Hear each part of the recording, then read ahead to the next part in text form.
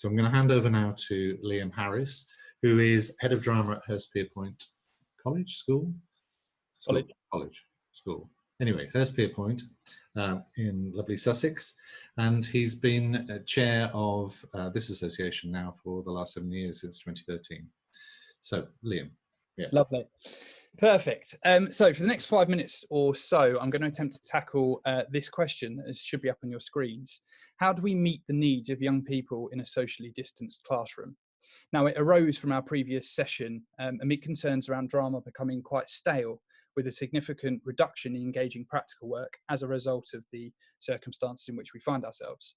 And I've been tasked by the NEC to model my own process for making the most mundane aspect of GCSE and A-level drama more engaging for the students in the new normal, whatever that looks like for you in your contexts. And while I'm using content from GCSE drama, I ask you to reflect on how this approach might be used with whichever context or age group you work. So this question is a Model 8 marker from the AQA GCSE specification. It asks students to describe how they would perform a role and the effects that they'd want to communicate to the audience. The question asks them about the moment Lord Capulet threatens to disown Juliet if she refuses to marry Paris in Romeo and Juliet. The imagery used is particularly striking and incredibly cruel. It's a moment of extraordinary richness for young people, but it could easily be reduced to distanced analysis through a direct instruction approach. Temptation is currently to revert to a lesson sequence such as this, where we deliver knowledge and analysis points to the students along with a model response, practicing exam questions with the students, improving through our feedback. While there's time and a place for this approach, and it will certainly get them through the exam, it misses so many opportunities for the students to engage in a far deeper learning experience that enables them to better understand the world in which they live. So the question must be, can we do better? As a HOD, or curriculum leader, this question currently lingers over us. How do I get through the specification or curriculum content in a socially distanced world? It's easy to become preoccupied with this question, but actually I've found comfort in my own planning by reverting back to the two questions that inform my planning in usual circumstances. What are the resonances between the stimulus material and the conditions that the young people find themselves in? And then how might we structure drama to draw out these resonances? So what does this look like when we consider the moment from Romeo and Juliet? Well, for young people, the moment is rich and will resonate with the world in which they're currently living. For some of which I've noted here, it's a world in which adults are restricting their freedoms because we know best. Seeing and experiencing the way in which Lord Capulet cruelly treats his daughter is likely to create all sorts of socio-political learning opportunities for our young people, especially concerning their relationship and trust in adults. I mean, after all, if Boris has taught us anything, it's that adults know best. So, in order for students to begin to draw out these resonances, they need to build investment in the world of the drama, the roles, and the significance of the moment. And for this, I steal a concept from Cecily O'Neill, that the play always starts in the middle. In order to understand the significance of the moment, the students need to understand that key events have occurred before this moment and that there are socio-political forces at play. They must certainly invest in the relationship between the parent and the child. As a teacher artist, I'm drawn to the hopes and dreams of the parent, as surely Lord Capulet hasn't always felt this way or acted so cruelly towards his daughter. And I begin to consider a moment before Juliet is even born to build this investment. It's the moment when Lady Capulet is pregnant with Juliet. The couple suspected is a girl. The Lord and Lady wish to decorate the new baby's nursery, and they are full of hopes and dreams for their daughter. Now that I have a starting point, I can begin to build tasks that work towards the scripted moment, all of which can work within social distancing guidelines. They might include the mapping out of the nursery, the drawing of the objects that the parents fill the room with to nurture their child. We might symbolically place the objects with spoken thoughts from the couple about their hopes and dreams for their daughter. We might develop images of Juliet's firsts, the first steps, her first scolding by her parents, the discovery of her first boyfriend, perhaps. They might decide what remains from Juliet's childhood within the room aged 14. In pairs, they could create the moment objects were removed. It might be a picture that Juliet has hung on her door, which she drew when she was 3. Student in role as Lord Capulet might speak the thoughts aloud as he observes the removal of that object from the space. We might create movement sequences that depict Lord Capulet's fears. What does he fear will happen if Juliet refuses to marry Paris? Again, this needs to be done in socially distanced form, but isn't impossible. The teacher might narrate the scene as pairs create still images of different moments. How does the Lord Capulet or Juliet respond? One could perform one of the roles and the other observes changes in physicality from image to image. We might then introduce the lines from the text. Pairs create a action depiction with the dialogue. What action is performed when the lines are spoken that represents Capulet's fears? Does he touch that picture on the door as he leaves Juliet's space? And how is that action performed? And then finally, there's a reflection here, which is now likely to be far richer, and the student response is far more sophisticated because they have a connection with the moment.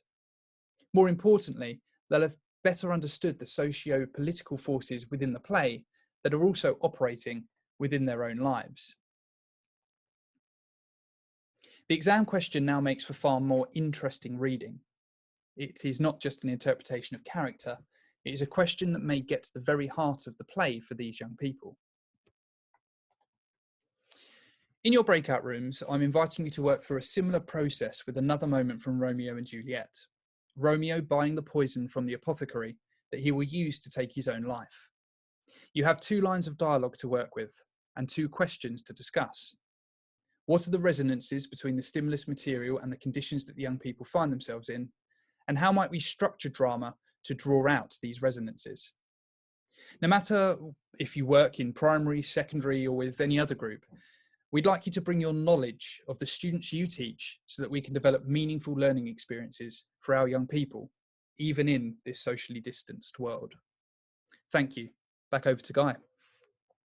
We're going to move into the breakout rooms. I'm just going to introduce you to the chairs of the rooms who'll be leading the discussions. So Katie Trafford is head of drama. In fact, everybody's a head of department.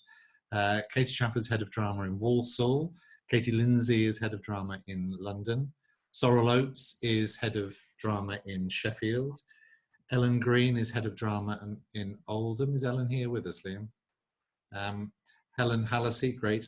Helen Hallisey works in a primary school in Cork in Ireland, and Laura Acton, if she's managed to join us, is also head of drama in London. So we'll see you in about 15 minutes time. Okay, so each of the chairs of the room has got 1 minute, and 1 minute only, in which to report back. I'm assuming there were 3 rooms, Liam? 3 rooms. So Sorrel, Katie and Katie. Would that be right? Okay. Okay, so let's start off with Katie. You were nodding your head at that. Katie Trafford, would you like to give us 1 minute's feedback on what you explored in your breakout room? You're going to have to unmute yourself, I think, or is Liam? Mute myself. You're with us, Katie. Yeah. Yeah. Okay, we talked about parallel to a modern day context. So Victoria talked about that there'd been someone in her area who'd sold drugs, which had led to the death of a young person.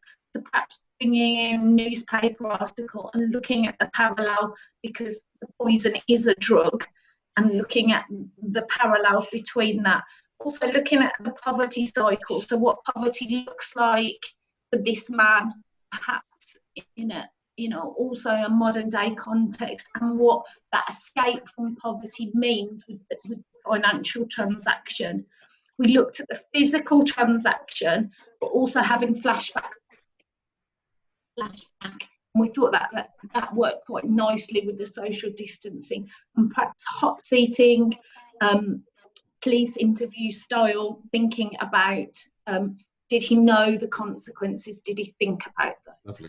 when he sold Romeo the poison. Thank you, Katie. Go to the other Katie now. Katie Lindsay. Yeah, so we also picked up on that idea of the drugs and sort of, you know, what might be resonant with young people. Guys suggested ideas about county lines, that something about how someone might be trapped into this way of life, sort of less vulnerable.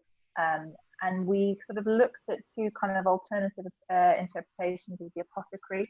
One where maybe the apothecary is a young person forced into these choices, maybe kind of an older student, you know, who or an older teenager, you know, leading Romeo astray. But we also looked at the alternative where he's kind of an older man and poverty is forced upon him, and we wanted to explore these ideas of suicide and death, but also kind of the impact that these have on sort of adults and parents. And we looked at the apothecary as a parent, and we thought, you know, what was he like at home? Did he have a wife and kids? Why does he do this kind of under-counter business that he, you know, doesn't want to sell it, but he does? And we thought about maybe doing cross-cutting, looking at, you know, his actions now with Romeo and how that might change if we film at home with his son. Thank you, Katie. Well done. And Sorrel. Yes, we looked at the resonances for us. We went to sort of people putting themselves into unsafe situations and situations that maybe they knew were wrong, but that they didn't have any choice and needed to be in those situations. And we kind of drew parallels with parents going back to work when they knew it was unsafe, children going into school where they felt it, but they still felt unsafe. The dangerous situations that young people put them in and have made themselves in, and maybe put themselves in more so during lockdown without maybe sort of direct adult supervision, especially if you don't see things going on. And that thing of doing wrong to meet the external pressures that you feel upon yourself on all kinds of levels, whether that was, you know, the county lines drugs or just children sort of cheating in an online lesson.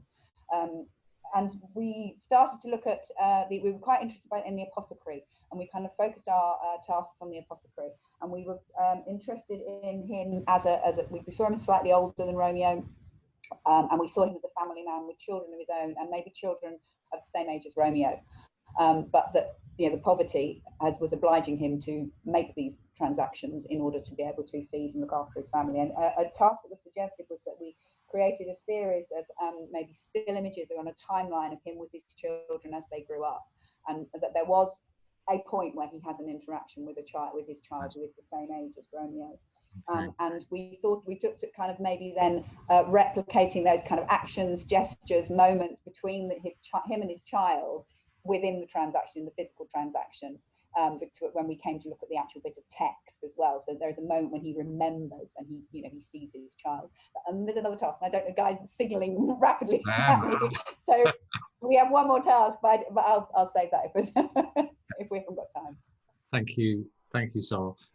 Yeah, I mean, all three rooms clearly were penetrating the human before concerning themselves with what the tasks are. And I think in our room we were discussing the fact that if you have a richness, if you can identify the resonances that are held within the material for the young people with which we're working, then the task of how do we then translate that into an online world or a socially distanced classroom or a hybrid of those two becomes that much more straightforward.